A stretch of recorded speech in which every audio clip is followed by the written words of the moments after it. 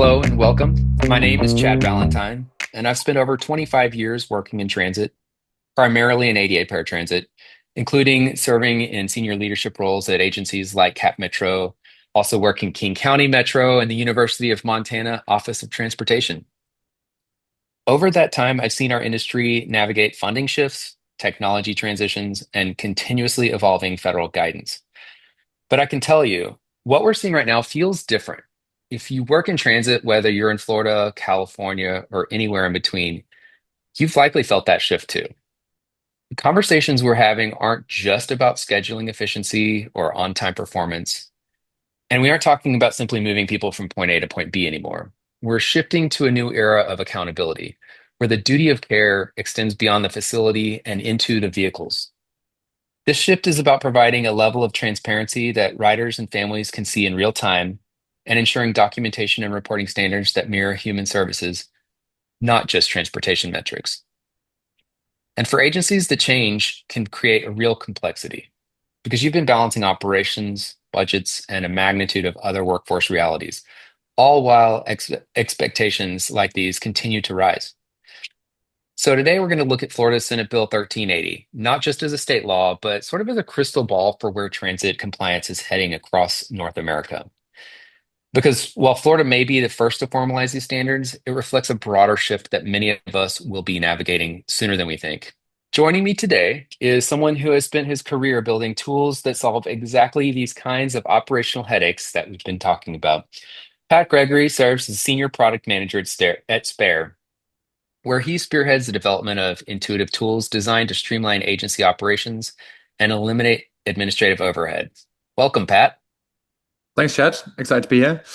And you're right in the fact that I spend most of my time talking with agencies who are trying to balance these new regulations with their existing budgets.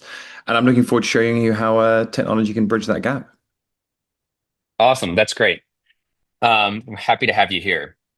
I'm going to walk through a quick overview of what we'll cover in this session. First, we're starting by defining this new duty of care standard and what that means for agencies of all sizes. We'll look at Florida's SB 1380 and why it's sort of the stress test for the rest of the country. Pat will break down the specific mandates like the 48-hour rule and how to solve them with tools like Spare Resolve. For decades, transit agencies have been evaluated through very operational lenses. Things like miles traveled, trip counts, response times, and on-time performance. And those metrics, they still matter. They've definitely helped agencies deliver essential services at scale over the years. But what we're seeing now, especially in Florida, is an evolution in how success is being defined. With Senate Bill 1380, the Agency for Persons with Disabilities, or APD, has been brought into the conversation at the oversight level. And what APD brings is a complementary perspective, one rooted in human services, rider safety, trauma-informed care, and transparency for individuals and families who rely on paratransit every day. So this signals a broader shift. Paratransit's no longer viewed as transportation alone. It's increasingly being recognized as a form of care. So when challenges arise, agencies aren't just tracking service disruptions, they're being asked to respond to incidents with the same seriousness and accountability we would expect in other supportive environments. And that's what people mean when they talk about this new duty of care era. And it's a moment that will shape how transit agencies build trust, protect riders, and lead into the future. So, you might be wondering, why are we spending so much this time talking about Florida if you're sitting in Texas or Ohio or somewhere completely different? And the reason's simple. Florida is one of the first places where we're seeing this new era of accountability fully formalized. It's an early example of what it looks like when paratransit expectations begin to shift from being viewed primarily as a transportation service to being treated more like a coordinated human service, but with higher standards around transparency, safety, and response. SB 1380 set some very clear expectations, things like faster investigation timelines, more structured digital reporting, and greater visibility for riders and their families. And while these specifics may be unique to Florida today, the broader direction is something agencies across North America are already starting to feel. So the real question isn't, is this coming to my state tomorrow? The real question is, what can we learn from Florida now so that we're prepared for what's next? And that's exactly right. And when we talk about this new duty of care, it isn't just philosophical, it translates into very concrete operational expectations. In Florida, that shift shows up in four key areas that agencies are working through right now. The first is the 48-hour rule. This is the expectation that every incident has a documented investigation initiated within 48 hours, including the weekends. Instant digital reporting, meaning riders must be able to file a complaint instantly via smartphone. Pattern monitoring. Oversight bodies are no longer just reviewing individual incidents, they're looking for trends. Are there repeat late arrivals, recurring service gaps? Agencies are now expected to identify and correct those patterns proactively. And the last is quarterly reporting. You need to submit detailed data on every grievance. For many teams, this process is still manual, time intensive, pulling data from email, spreadsheets, and multiple systems. None of these requirements are impossible, but together they represent a new operational baseline, one that calls for stronger integration, clearer workflows, and more structured documentation than many agencies have historically needed. Yeah, yeah, and that's exactly where this tension shows up. When you look at that list, it feels kind of overwhelming, right? For a lot of agencies, the thought is, do I need more staff? Do I need more oversight? How do we absorb this? But really, in most cases, the issue isn't that your team isn't working hard enough. It's that the expectations have evolved faster than your systems are supporting them.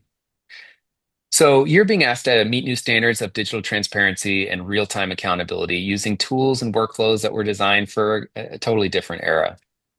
The reality is you can't manage a 48-hour investigation, real-time reporting, pattern detection, and quarterly documentation effectively in the if the information lives across spreadsheets, inboxes, and disconnected systems.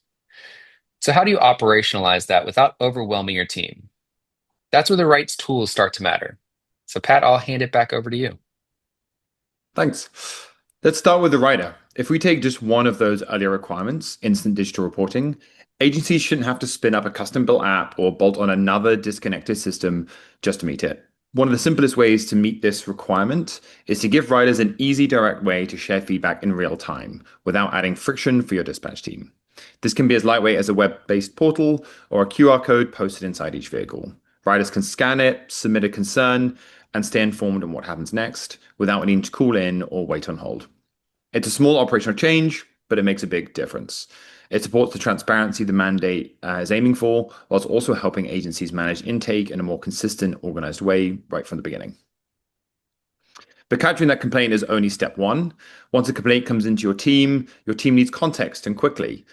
Who was the driver? What vehicle was involved? What actually happened on the route?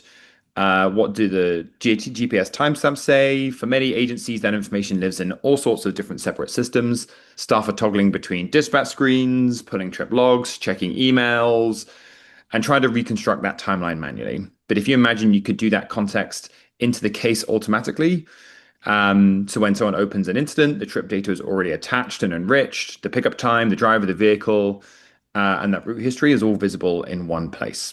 That's what makes a 48-hour investigation window manageable, not more effort, only with better visibility and supported by AI. Here's how that works in practice. The first is the intake process. So a concern comes in, whether that's through a QR code, an email, or entered by a staff member or a call. Instead of sitting in an inbox, it enters a structured workflow that notifies the rider back that they've been acknowledged. The triage phase, the system analyzes the issue and categorizes it to something like safety, lateness, driver conduct, service quality, however that's configured for your needs, and routes it to the right person automatically. This eliminates that lag time that often happens between intake, where that's sat in someone's inbox, and they need to figure out exactly how that should be assigned next. The next stage is the resolution phase. So the assigned team member reviews the case with all that trip details already connected back to that case. There's no hunting for data across multiple platforms. It's organized around the incident itself. And with many customers, we have AI already taking on the investigations for those tools on behalf of those members. And the final step is the closeout phase. So the writer receives an update, the case is timestamped and documented, and the data becomes part of a clean, searchable record that supports reporting, including those quarterly summaries Florida now requires. Let's take a deeper look in this quick video. Every day, transit agencies face a constant stream of rider feedback, from complaints and urgent service issues to positive experiences. But logging, categorizing, and following up on each one takes time. And if a critical message is missed, things can escalate. But with Spare Resolve, things are different. Resolve is the customer relationship management tool built specifically for public transit. It gives transit agencies a single place to capture, track, and respond to every rider interaction, so issues are resolved 50% faster and nothing slips through the cracks. And now, with Scout AI baked right in, your agency can handle more rider issues faster without adding headcount. Scout automatically detects and analyzes new issues, triaging and summarizing each case, prioritizing them based on type and urgency. It then adds a clear summary to the case and even drafts a recommended reply, giving staff the option to edit, approve, or send with one click. That way, AI does the heavy lifting while humans stay in control. The result? Your staff spends less time sorting through cases and more time solving them. Visit spare.com/resolve to build a feedback system your riders can count on. Great, thank you. So what changes here isn't just the speed of that resolution, it's also the structure. Instead of reacting to issues, agencies gain a consistent, auditable workflow that supports transparency from start to finish. Yeah, it's pretty incredible. And this isn't just theoretical. Agencies are already working through these expectations in very real ways. A great example is the MBTA in Boston. They manage an incredibly high volume of trips and rider communications every single day. What they found is when feedback and incident workflows become more structured and automated, it dramatically reduces the amount of manual follow-up that staff have to do. In their case, it cut administrative data entry time nearly in half, saving more than 40 hours a month. And that's a full work week of time redirected away from paperwork and towards service improvement, rider support, and other tasks like that. And we also saw incredible results with the Gulf Coast Transit District. Before, their team was doing what a lot of agencies still do, tracking agencies across spreadsheets and email threads, often in a very reactive way. Once they moved to a more centralized workflow, they were able to resolve around 80% of complaints within that 48-hour window. Amber, the operations manager, told us that the system filters out the noise so she can focus on the top 10% of issues that actually need human intervention. And that's a big part of what this duty of care era demands. Not necessarily bigger teams or larger budgets, but clearer systems that help agencies respond faster, document consistently, and build trust with riders and families. Yeah, indeed. So we've covered a lot of ground today here in a short amount of time, from the crystal ball of Florida's legislation to the automation of the 48-hour rule. And so we have some time for questions, and let's just start with this question. Let me see here. We don't have staff working on weekends. How can we possibly guarantee a 48-hour investigation start if an incident happens on a Saturday night? Pat? Yeah, this is a very common concern that we hear. The beauty of Resolve is that it's a system that starts an investigation for you, not from the person itself. So when that complaint comes in via the app or QR code on that Saturday night, Resolve can instantly log it. It can listen to that complaint, timestamps it, auto-populates the trip details. And that timestamp is what starts the investigation record. So when your team walks in on Monday, the clock has already started, the data has already been fetched, and that investigation is already underway. And you simply come in and just review the results and investigations. So you're already compliant. You don't need the weekend staff to be compliant, jumping in, logging in, to be dealing with that stuff to keep operating on time. Yeah, and I think that's a critical distinction. So another question here. Let's take a look. You mentioned QR codes. We have older vehicles and a mixed fleet. Is it mandatory to have QR codes in every single vehicle? And I'll hand that back to you, Pat. Thanks. To answer the question, the regulations explicitly state that the riders must have the ability to report instantly via smartphone. So while that method can vary, the state is strongly pushing for QR codes as the standard for immediate access. From a risk perspective, if a rider complains they couldn't file a grievance because they didn't know how, that's a violation.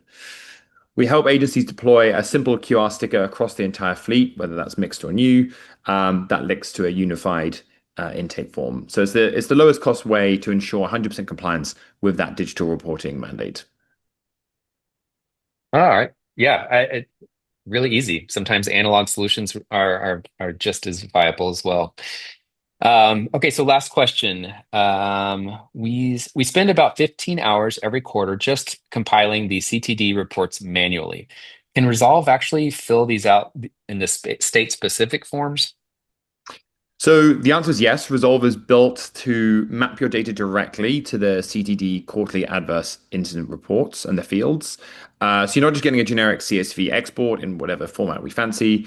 You get the data formatted in the way that the requirements ask for regarding the grievance statuses and resolution timeliness and all that kind of good stuff. So we want to turn those 15 hours into hopefully 15 minutes so you can focus on operations, not paperwork. All right. Well, I think we'll leave it there with the questions. A lot of information in a short amount of time here, but I'll leave you with this thought. Florida has given us a glimpse of what the next chapter of transit accountability may look like, not just in terms of regulation, but in expectations. So, from riders, families, and the communities we serve. So, maybe the question isn't when will this come to my state? Maybe it's how can we start building towards this standard now? Because agencies that move early aren't just preparing for compliance, they're strengthening trust, they're improving transparency, and they're setting themselves up for long term resilience. This moment isn't about reacting to a mandate, it's about leaning into what's next. So, thank you all for joining us. If you want to see a custom demo of how the Resolve system can handle your specific compliance needs, reach out to us. We're glad to do that. Also, before you head out, we'd love your feedback. A quick survey will pop up once the webinar ends, and it only takes a minute. And it really helps us shape the future sessions around what you want to see. So, thanks again to Pat and everyone who turned in today. Have a great rest of your day, and we'll see you next time.